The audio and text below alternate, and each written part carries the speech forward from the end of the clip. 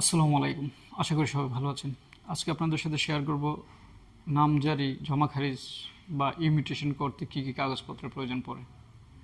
আপনারা অনেকেই জানেন হয়তো গত 26শে নভেম্বর 2024 সাল থেকে আজ অবধি ভূমি সেবা সিস্টেমটি একটি পরিবর্তনের মধ্য দিয়ে যাচ্ছে।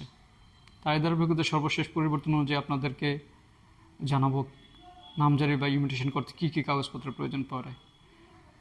তার মধ্যে সর্বপ্রথম যেটি লাগবে সেটি হলো আপনার ভূমির মালিকানা সূত্র। আপনি কিভাবে ভূমির মালিক হয়েছেন সেক্ষেত্রে আপনার দলিল, সাবকাবলা, হেবা, বিনিময়, এওয়াজ বদল, বন্টননামা ইত্যাদি। এছাড়াও আপনি যদি ভূমিটি উত্তরাধিকার সূত্রে পেয়ে থাকেন সেক্ষেত্রে আপনার বৈধ ওয়ারিশ সনদ অথবা কোর্ট প্রদত্ত বন্টননামা।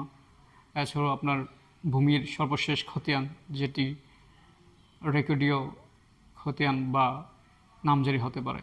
এছাড়াও উক্ত ভূমির সরজমিন কলমি নকশা এবং ভূমির প্যান্টাগ্রাফ।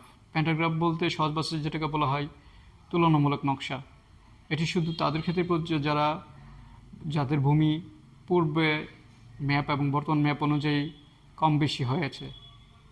উদাহরণস্বরূপ আপনার পূর্বের ভূমি ম্যাপে 10% ছিল, যেটি বর্তমানে মাপার পরে আপনি জানতে পারছেন যে সরজমিন 8 শতক আছে। সেক্ষেত্রে দুইটা ম্যাপের সমন্বয়ে যে ম্যাপটি তৈরি হবে সেটাকে বলা হয় প্যান্টাগ্রাফ।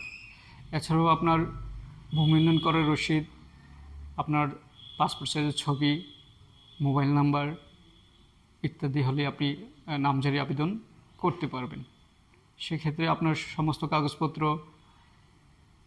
যাচাই বাছাই পূর্বক আপনার বৈধ মালিকানার নিমিত্তে আপনার নামজারিটি সম্পন্ন হবে। আসসালামু আলাইকুম, ভালো থাকবেন সবাই।